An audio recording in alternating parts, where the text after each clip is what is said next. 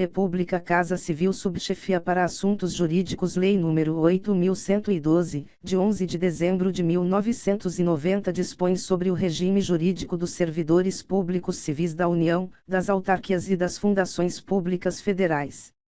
Capítulo 4 das licenças seção e disposições gerais art. 81. Conceder-se-á ao servidor licença, e, por motivo de doença em pessoa da família, segunda, por motivo de afastamento do cônjuge ou companheiro, terceira, para o serviço militar, quarta, para atividade política, para capacitação, sexta, para tratar de interesses particulares, sétima, para desempenho de mandato classista. Primeiro, a licença prevista no inciso I do caput deste artigo, bem como cada uma de suas prorrogações, serão precedidas de exame por perícia médica oficial, observado o disposto no art. 204 desta lei. Segundo, revogado. Terceiro, é vedado o exercício de atividade remunerada durante o período da licença prevista no inciso I deste artigo. Art. 82. A licença concedida dentro de 60 dias do término de outra da mesma espécie será considerada como prorrogação. Seção 2ª da licença por motivo de doença em pessoa da família art. 83. Poderá ser concedida licença ao servidor por motivo de doença do cônjuge ou companheiro, dos pais, dos filhos, do padrasto ou madrasta e enteado, ou dependente que viva às suas expensas e conste do seu assentamento funcional, mediante comprovação por perícia médica oficial. Primeiro, a licença somente será deferida se a assistência direta do servidor for indispensável e não puder ser prestada simultaneamente com o exercício do cargo ou mediante compensação de horário, na forma do disposto no inciso 2º do art. 44. Segundo, a licença de que trata o caput, incluídas as prorrogações, poderá ser concedida a cada período de 12 meses nas seguintes condições, e, por até 60 dias, consecutivos ou não, mantida a remuneração do servidor, e segunda, por até 90 dias, consecutivos ou não, sem remuneração. Terceiro, o início do interstício de 12 meses será contado a partir da data do deferimento da primeira licença concedida.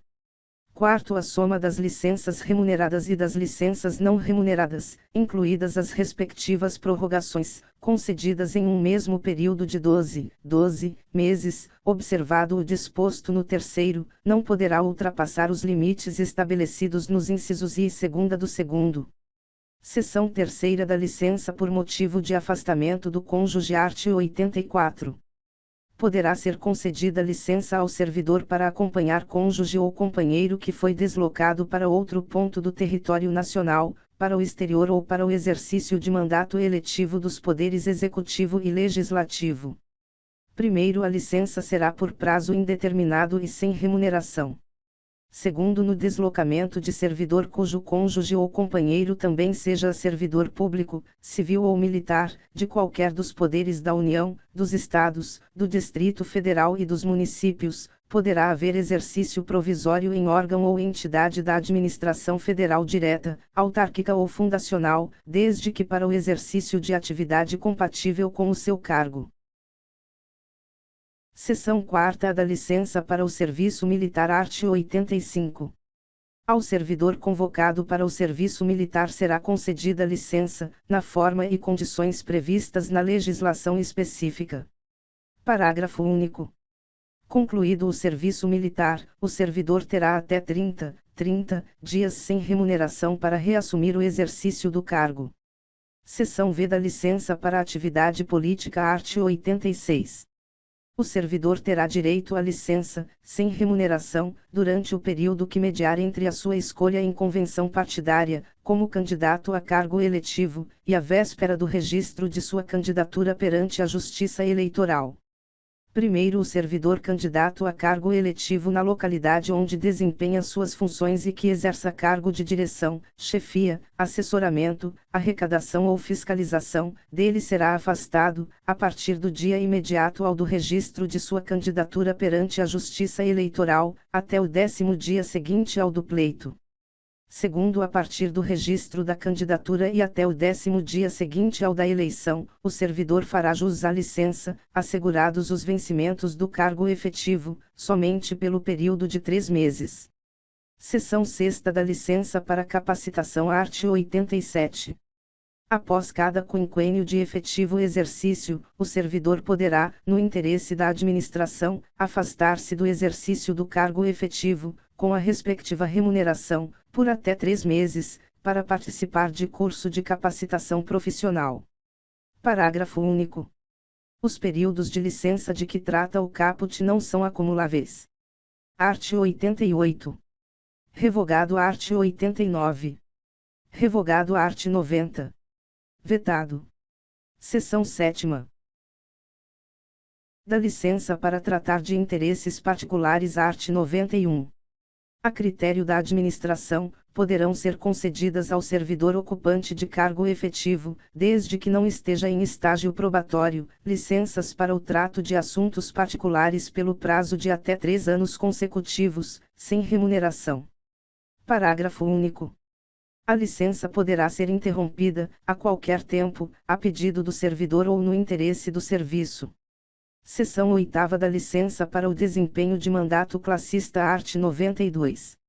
É assegurado ao servidor o direito à licença sem remuneração para o desempenho de mandato em confederação, federação, associação de classe de âmbito nacional, sindicato representativo da categoria ou entidade fiscalizadora da profissão ou, ainda, para participar de gerência ou administração em sociedade cooperativa constituída por servidores públicos para prestar serviços a seus membros, observado o disposto na alínea C do inciso 8º do art. 102 desta lei, conforme disposto em regulamento e observados os seguintes limites, e, para entidades com até 5.000 associados, 2 servidores, segunda, para entidades com 5.001 a 30.000 associados, 4 servidores, terceira, para entidades com mais de 30.000 associados, 8 servidores.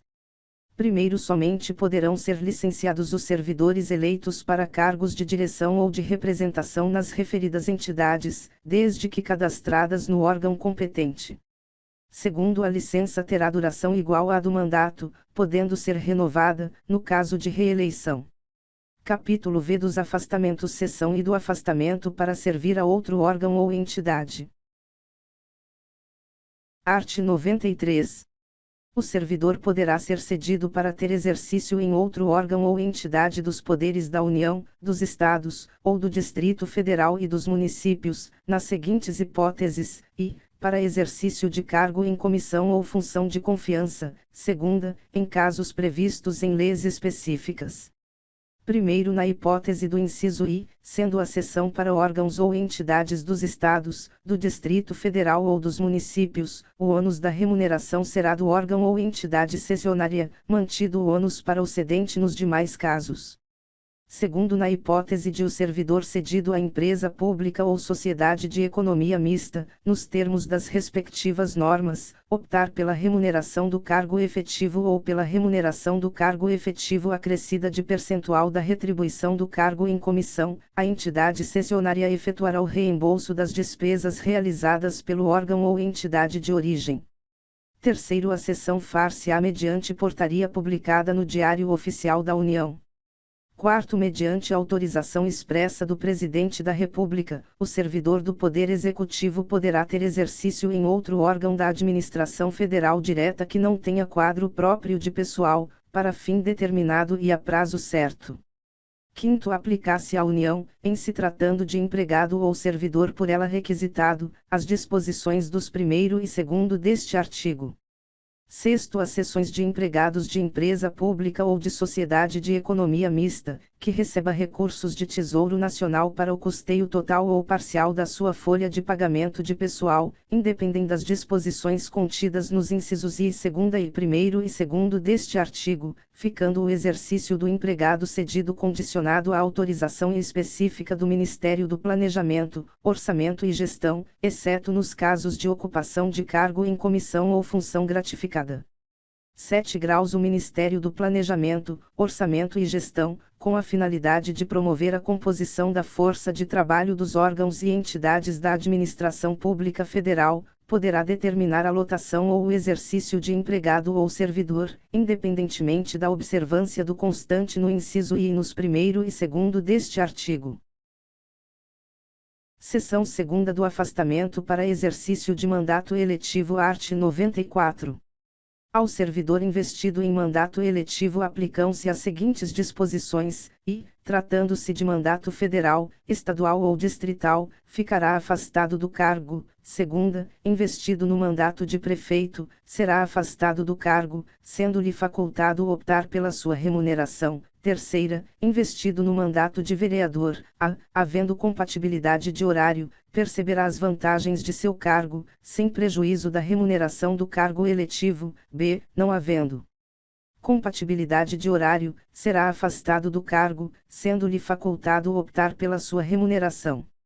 Primeiro, no caso de afastamento do cargo, o servidor contribuirá para a Seguridade Social como se em exercício estivesse. Segundo, o servidor investido em mandato eletivo ou classista não poderá ser removido ou redistribuído de ofício para localidade diversa daquela onde exerce o mandato. Seção 3ª do afastamento para estudo ou missão no exterior. Art. 95. O servidor não poderá ausentar-se do país para estudo ou missão oficial, sem autorização do Presidente da República, Presidente dos órgãos do Poder Legislativo e Presidente do Supremo Tribunal Federal. Primeiro, a ausência não excederá 4 anos, e fim da missão ou estudo, somente decorrido igual período, será permitida nova ausência. Segundo, ao servidor beneficiado pelo disposto neste artigo não será concedida exoneração ou licença para tratar de interesse particular antes de decorrido período igual ao do afastamento, ressalvada a hipótese de ressarcimento da despesa havida com seu afastamento. Terceiro, o disposto neste artigo não se aplica aos servidores da carreira diplomática. Quarto, as hipóteses, condições e formas para a autorização de que trata este artigo, inclusive no que se refere à remuneração do servidor, serão disciplinadas em regulamento. Art. 96. O afastamento de servidor para servir em organismo internacional de que o Brasil participe ou com o qual coopere dar-se-á com perda total da remuneração. Seção 4ª do afastamento para participação em programa de pós-graduação stricto sensu no país. Art. 96-A. O servidor poderá, no interesse da administração, e desde que a participação não possa ocorrer simultaneamente com o exercício do cargo ou mediante compensação de horário, afastar-se do exercício do cargo efetivo, com a respectiva remuneração, para participar em programa de pós-graduação stricto sensu em instituição de ensino superior no país. Primeiro ato do dirigente máximo do órgão ou entidade definirá, em conformidade com a legislação vigente, os programas de capacitação e os critérios para participação em programas de pós-graduação no país, com ou sem afastamento do servidor, que serão avaliados por um comitê constituído para este fim.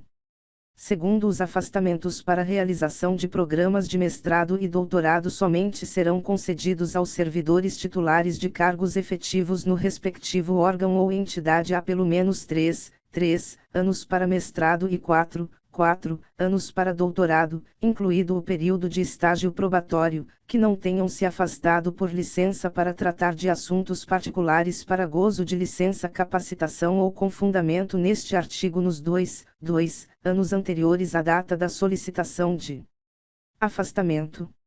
Terceiro, os afastamentos para realização de programas de pós-doutorado somente serão concedidos aos servidores titulares de cargos efetivo no respectivo órgão ou entidade há pelo menos 4 anos, incluído o período de estágio probatório, e que não tenham se afastado por licença para tratar de assuntos particulares ou com fundamento neste artigo, nos 4 anos anteriores à data da solicitação de afastamento. Quarto, os servidores beneficiados pelos afastamentos previstos nos 1º, 2º e 3º deste artigo terão que permanecer no exercício de suas funções após o seu retorno por um período igual ao do afastamento concedido.